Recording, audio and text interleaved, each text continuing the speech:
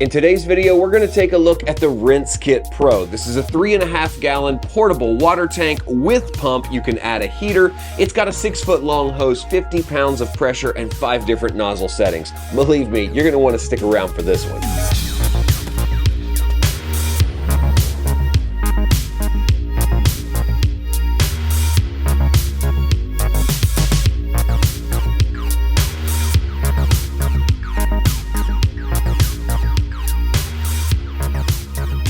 Now, if you've been watching the Traveler Toolkit for a while, you know I'm always on the lookout for innovative, fun products that make traveling easier and that solve practical problems. And today is no different. The RinseKit Pro is something that solves a very real issue in my life, and an issue that I'm guessing many of you out there have as well. Whether we're going camping, whether we're going RVing, or we're just going out for a hike in the afternoon, we have one simple problem. With a family of 3 boys and a little blue heeler, we often get dirty. Whether it's our feet from a muddy trail, whether it's sand off the beach, whether it's a dog that likes to roll in a certain smelly something every single time she goes out. Whatever the problem, when you need water, you don't just need a canister of water, you need a way to apply the water in a way that is practical and useful, and I believe the RinseKit Pro is that solution. So I reached out to RinseKit, and they were kind enough to send me this unit to test out, review, and make this video with. So today what I want to do is explain to you what it is, how it does what it does, and why I think it's useful for you and your travels. So without any further ado, let's get right to it. Now, even though the RinseKit may look like your standard cooler with a handle on top and a big bucket down below, it's actually an innovative water storage and pumping solution. You see, inside this canister is a selectable 5-way sprayer with a 6-foot hose and a 3.5 gallon water tank below. All you do is press the power button. The battery-powered pump can pump out water at 50 PSI. And let me emphasize, if you're not familiar with water pressure, that's great pressure. 50 PSI is more than what you get in most RV parks when you hook an RV up to the city water system. So 50 PSI is great for taking an outdoor shower, maybe even washing off your feet, washing off shoes, washing off a mountain bike after you've been on the trail, or dare I say, even a pet that's gone astray and rolled in something yucky. An operation really couldn't be more simple. All you do is open the front latch here, holds it firmly in place, lift the lid. You've got your sprayer right here, and you've got an on-off button. It's that simple. There's really nothing more to it. Once it's full with water, all you do is press the on button. The pump engages and uses the internal battery to power itself. Now, where the spray handle connects to the hose, you'll see a quick disconnect and connect. These are really great. I have these on my home water hose, and just short of the quick connect is an on-off switch that is going to control and regulate the flow of water through the hose to the handle. So if you need to turn that off, disconnect the handle for a second, you can actually do that without turning the pump off. And at the bottom of the interior basin, you can take off the cap and fill it with a water hose. You can fill it with a pitcher. Again, it's a 3.5 gallon capacity, which may not sound like a lot, but it will go a long way coming through this spray head, give you a lot of use. In fact, this is something that you're probably going to be able to fill up once, use for quite a while on one battery charge and one tank. Now, you're also going to see a voltage meter in here next to your power button. That tells you how much charge you have left on your battery.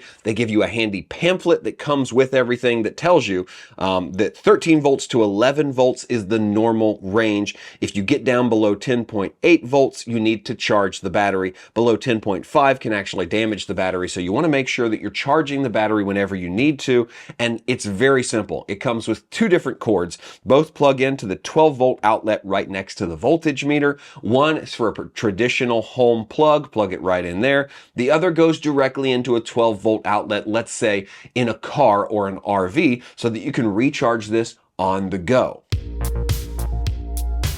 Now, once you've turned the RinseKit on and you're ready to start spraying, to protect all your controls and everything, you can run the hose out this little slit and close the lid. Yeah, you can actually close the lid while in operation, and the hose can stick out one side. It's got a nice little notch there. That's really important because if you're going wild, you don't get any of the controls inside wet, although it is fairly tight, and it doesn't look like anything is going to be damaged if a little water drips on it. And the braided hose that it comes with seems really strong, but also flexible and not something that's going to kink up or even be hard to maneuver like sometimes rubber hoses can be. It seems a lot like water supply lines that you might use to a dryer or a sink, but it's not stainless steel. It seems like it comes with the same kind of durability, but it's also very flexible and easy to fold up and put back inside the unit. The lid is also really nice and cool along with the RinseKit logo. It also has, look at this, a ruler in case, I don't know, maybe you're using this to clean fish. I find so many uses for something like this that I couldn't possibly cover them all in one video, but if you've ever had an issue where you needed some pressurized water on the road, this is a completely self-contained solution. That's the best part. Everything inside the RinseKit is self-contained. You have a battery, you have water, you can pick it up with this handle and you can go. You don't need anything else. All you need is to make sure you're charged and to make sure you have water inside.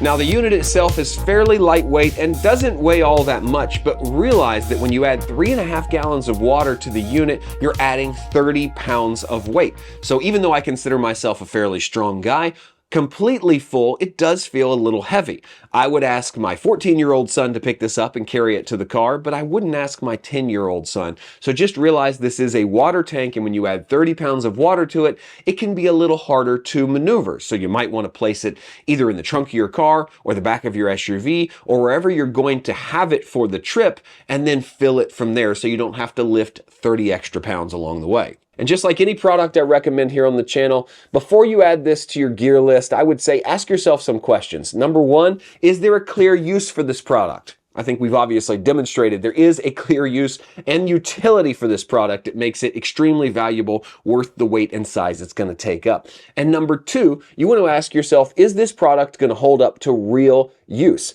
That's one thing that I think is very clear with the RinseKit. This is an American company, Carlsbad, California, printed right on the lid. This seems rough, tough. It seems durable. It doesn't seem dainty. It doesn't seem like the components are going to break. And I think it's also worth saying that I believe this is built in a way that if something did break, because eventually all things break, it would be easy to fix. The components, the pump, it doesn't seem hard to access. It's a simple product with a simple utility and something that I believe you can use for many, many camping trips in the future. Keep it running, keep it useful, and not have to worry about it falling apart on you. That's extremely important. So there you have it, the RinseKit Pro. If you can't tell, I'm really excited to have one of these, and I'm gonna have this in the back of our SUV, whether we're out there camping, we're going to a football game, we're going to an RV destination, whatever we're doing, we're gonna have the RinseKit Pro with us because I think it's just that useful. If you're interested in getting one for yourself, I've left links in the description below, and if you use those links, it actually helps the channel. Hey, thanks for watching today's video. If you're still watching all the way to the end, then you should probably subscribe to the channel so you're notified every time I put out new videos. You can do that by clicking this button right here. It'll show up right in your feed and it's free. And if you're looking for another video to watch right now, well, might I suggest this video? YouTube really thinks you'll like that one. Until next time, I'll see you in the next video.